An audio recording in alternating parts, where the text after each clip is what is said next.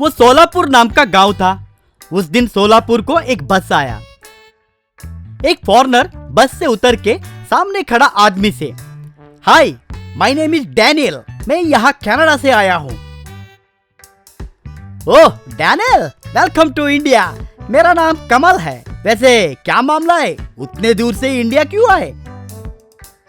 कुछ नहीं, मेरे दादाजी ने अपने मौत से पहले मुझे बताया कि इंडिया में टुक टुक में चढ़ो।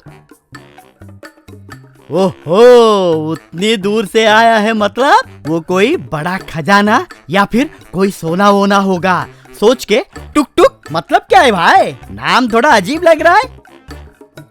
टुक टुक क्या है मुझे भी नहीं मालूम, वही पता लगाने यहाँ पे आया हूँ।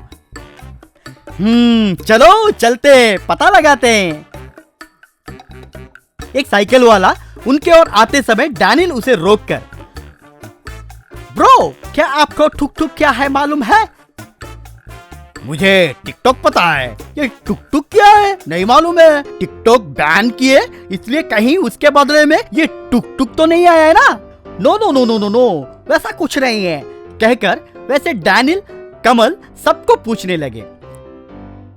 कुछ समय के बाद कमल, डैनियल साहब, क्या आपके दादाजी टुक टुक के बारे में कभी कुछ जिक्र किए? कुछ रहस्यमय नक्शा या तो फिर कुछ सीक्रेट्स बताए? नहीं ब्रो, वैसे कुछ भी नहीं बताए। मेरे दादाजी बहुत अमीर थे। आपके महाराजाओं के पास वो काम किया करते थे। हमारे घर पे बहुत सारा सोना जेवरात राजा महाराजा भेजा करते थे। तो कमल मन में ये तो पक्का है कि वो टुक टुक जरूर कोई खजाना ही होगा, वरना ये डैनियल उतने दूर से क्यों आएगा? अरे कमल, तू बहुत जल्दी करोड़पति बनने वाला है। अरे याहू! सोचते हुए मन ही मन बहुत खुश हुआ। कमल ब्रो, इस गांव में इतिहास के बारे में जानने के लिए क्या कोई म्यूजियम है? वहाँ पे जाने से शायद हमें कोई जरिया तो मिल सकता है ना? हाँ हाँ, सच है सच है। हमारे गांव में एक छोटा म्यूजियम है, चलिए वहाँ पे आपके दादाजी के तस्वीर वगैरह होंगे क्या, ढूंढते हैं कहकर उस म्यूजियम में गए। वैसे उस म्यूजियम में कई सारी तस्वीरें देखे, लेकिन कहीं भी उन्हें टुक टुक नाम का कुछ दिखाई नहीं दिया। लगता है यहाँ पे लोगों को टुक टुक के बारे में कुछ नहीं मालूम है, सोचकर मन ही मन उदास हो रहा था। डोंट फील, यहाँ पे हमारे गांव में सरपंच साहब हैं। वो राजा महाराजाओं के जमाने के हैं। हम अगर उनके पास जाएंगे तो हमें उनसे कुछ न कुछ मदद मिल सकती है। चलिए जाएंगे। कमाल प्रो, आप बहुत अच्छे इंसान हैं। या मैं कितना महान हूँ आपको आगे जाके मालूम पड़ेगा। मुझे एक क्लू मिल गया तो बस, हे भगवान, एक क्लू मिलने के जैसा कुछ बंदोबस्त करना। सच ए नाइस पर्सन, मेरे लिए भगवान से प्रार्थना कर रहे हो। आप बहुत ग्रेट हो जी कहकर वो दोनों सरपंच के पास गए। डैनियल सारी बातें सरपंच को बताया। सरपंच बाबू, टुक टुक क्या है, क्या आपको पता है? क्या वो कोई खजाना है क्या? जल्दी बताइए ना। सरपंच ने अचानक हंसना शुरू कर दिया। आपके दादाजी का नाम क्या बताया? मेरे दादाजी का नाम मानिकचंद है। क्या हुआ, तुम्हारे दादाजी का नाम मानिकचंद है? चौंक कर मानिकचंद और मैं दोनों बहुत अच्छे दोस्त थे। हम महाराजा के प्रिय सेवक थे। तब राजा जब भ्रमण पे निकलते थे तो राजा जी के साथ बहुत सारे सेवक भी हुआ करते थे। उसमें विसाना नाम की कनाडा लड़की भी हुआ करती थी। मानिकचंद विसाना दोनों एक दूसरे से प्यार करने लगे। राजा जी ने स्वयं उन दोनों की विवाह कर दिए। उसके बाद वो दोनों कनाडा में सेटल हो गए। You are right. सो आपको हमारे दादाजी के बारे में पता है, तो फिर वो टुक टुक के बारे में कुछ तो बताइए ना। जल्दी बताइए, वो क्या है? टुक टुक मतलब राजा के प्रिय वाहन था। वो एक ऑटो था। अब तो सभी लोग ऑटो चलाते हैं, तब सिर्फ राजा जी ही चलाते थे। राजा जी के वाहन का नाम टुक टुक था और उस ऑटो का ड्राइवर तुम्हारे दादाजी थे। क्या हुआ, इसका दादा ऑटो ड्राइवर था? अयो, इतनी मेहनत किए इस ऑटो के बारे में जानने के लिए कहकर चक्कर खा के नीचे गिर गया।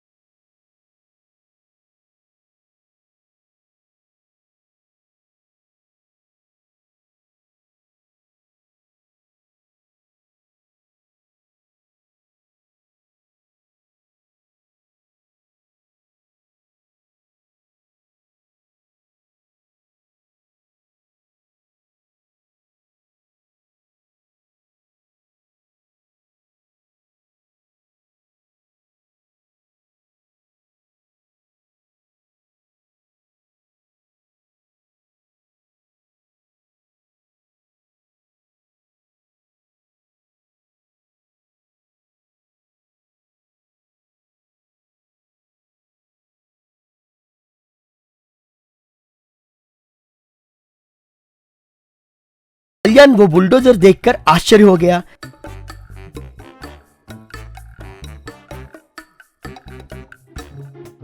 अंकल, ये क्या, अब बुलडोजर में क्यों आए? तुम्ही ने तो कहा था सबसे बड़ी गाड़ी में आने के लिए। तुम्ही ने तो कहा था, इसलिए मैं बुलडोजर लेकर आया हूँ। ये तुम्हारी शादी का गिफ्ट है। कल्याण शॉक होकर रह गया। आपकी बेटी जब आपके बारे में बोलती थी, मैं उतना ध्यान नहीं दिया। घबराओ मत, इसके हुए डीजल के खर्चा पूरा मैं ही उठाऊंगा। तू बस एंजॉय कर। और शादी के मंडप के बारे में क्या किए अंकल? मंडप को थोड़ा ऊपर ऊंचाई पे बांधे कि नहीं? हाँ, वो भी अरेंज किया। आ दामाद, कहकर रितेश, कल्याण, सुप्रिया दोनों को बुलडोजर के सामने बिठाया। बुलडोजर के ऊपर बिठाकर पूरे गांव में उन्हें परेड करवाया। सब लोग हंसने लगे।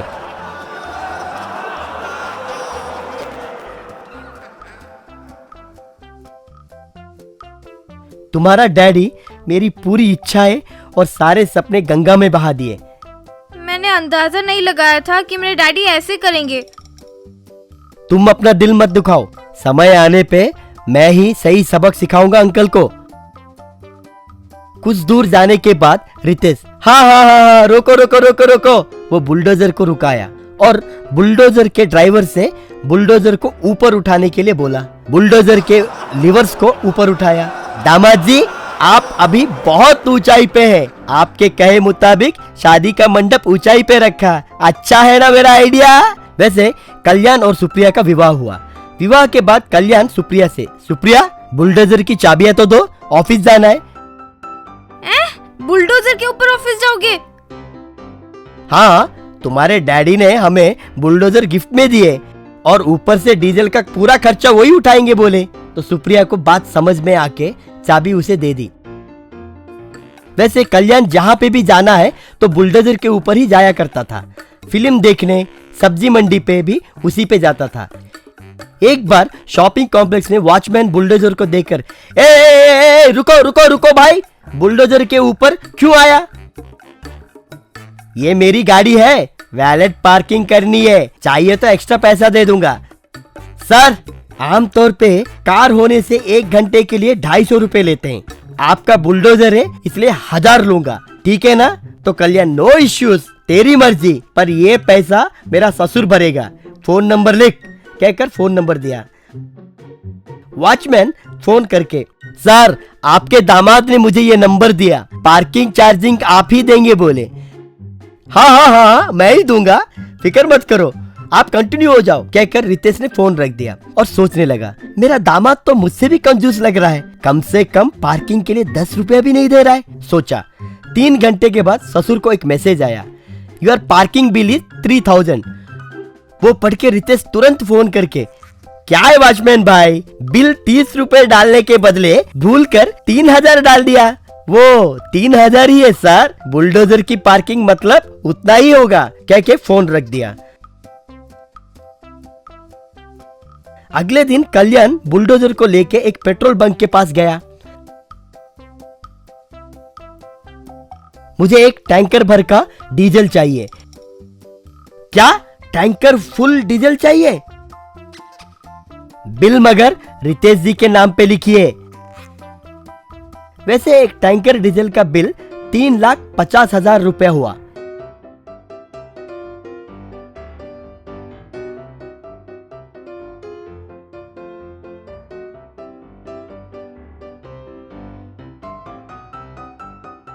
रितेश के फोन पे बिल का मैसेज आते ही, बाप रे, ये क्या, डीजल का खर्चा 3,50,000 रुपए, क्या चल रहा है इनका, कहकर रितेश ने कल्याण को फोन लगाया। दामाद जी, ये क्या, 3,50,000 का डीजल बिल का मैसेज आया?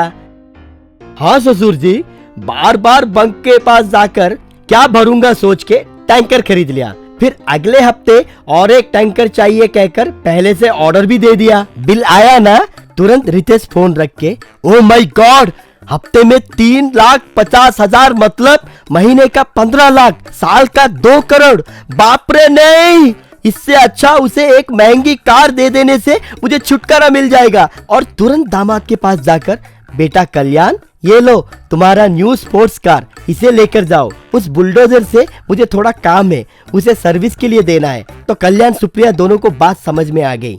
रहने दीजिए ससुर जी, हमें तो बुलडोजर ही अच्छा लग रहा है। नहीं नहीं नहीं नहीं दामाद जी, ये स्पोर्ट्स कार भी बहुत अच्छी है। एक बार आप इसे इस्तेमाल करके तो देखिए, पसंद नहीं आई तो फिर वापस बुलडोजर लाकर दे दूंगा ना, कहकर बुलडोजर स्टार्ट करके चला गया। Double decker auto. एक तीर्थ स्थान में शंकर नाम का एक ऑटो ड्राइवर था। उसके पास 2 ऑटो थे। एक ऑटो वो खुद चलाता था और दूसरा ऑटो पार्थो नाम के एक व्यक्ति से चलवाता था। पार्थो को ऑटो चलाने के दिहाड़ी देता था। शंकर हर रोज पार्थो से कैपेसिटी से ज्यादा लोगों को ना बिठाना, ट्रैफिक नियमों का पालन करना, ओवर स्पीड में ना चलाना, दर्शन के लिए आए यात्रियों को सुरक्षित पहुंचाना, ये हमारी जिम्मेदारी है। अरे दादा, हर रोज यही दोहराते रहते हो। मैं वैसा ही तो करता हूँ जैसे आप कहते हो। अब मुझ पर शक ना करो दादा। पर पार्थो बहुत लालची था, ज्यादा लोगों को बिठाता था, यूं कमाए एक्स्ट्रा पैसे अपने जेब में डाल लेता था। एक दिन शंकर की पत्नी शालिनी, अजी सवेरे में बाबूजी को लेकर आंखों के डॉक्टर के पास गई थी। उन्होंने कहा है कि यदि 10 दिन में ऑपरेशन नहीं किया तो बाबूजी की आंखों की रोशनी जाती रहेगी। हमारे पास ऑपरेशन के लिए पैसे कम पड़ रहे हैं, क्या करें?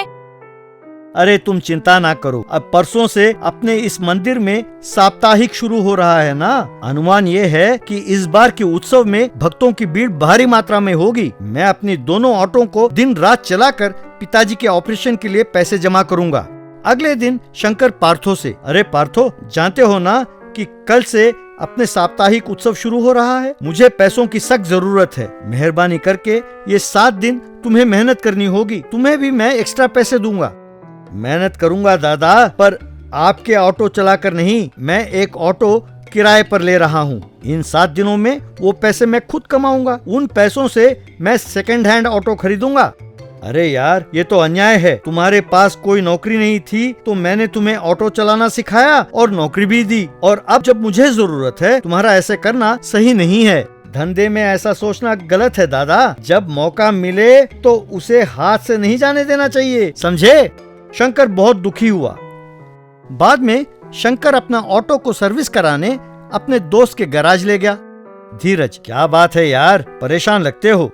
पिताजी का आंखों का ऑपरेशन है। ठीक इस समय पर पार्थो ने मुझे धोखा दिया है। इस दूसरे ऑटो को चलाने के लिए अब इस गांव में कोई और ड्राइवर भी तो नहीं मिल रहा है। समझ में नहीं आता कि मैं क्या करूं। धीरज थोड़ी देर के लिए सोचकर, ठीक है, दोनों ऑटो को यहीं छोड़ जाओ और कल आके ले जाना। अगले दिन शंकर जब मैकेनिक शॉप आया तो वहां एक डबल डेकर ऑटो था। शंकर हैरान हुआ। तुम्हारे दोनों ऑटो को मिलाकर यूं डबल डेकर ऑटो बनाया है। उत्सव खत्म होने के बाद दूसरे ऑटो में मैं फिर से इंजन फिट कर देता हूँ। शंकर खुश होकर, बहुत थैंक्स यार, तूने मुझे बचा लिया। शंकर ऑटो को लेकर मंदिर के पास गया। उसने एक सीढ़ी लगाया। उसे देखकर भक्त हैरान हो गए। बच्चे उस ऑटो में चढ़ने लगे। यूं शंकर उसमें सवारियों को ले जाने लगा।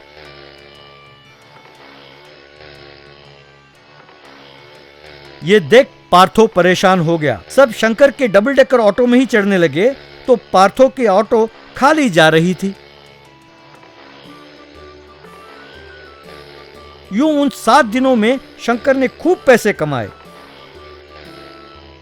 पार्थो को ऑटो के किराए के पैसे भी वसूल नहीं हुए। उत्सव के बाद पार्थो शंकर के पास आया और, मुझे माफ करना दादा, मैंने तुम्हें धोखा दिया है, इसीलिए भगवान ने मुझे सबक सिखाया है। अब से मैं कोई गलती नहीं करूंगा और तुम्हारे पास ईमानदारी से काम करूंगा। कृपा करके मुझे काम पर रख लो दादा।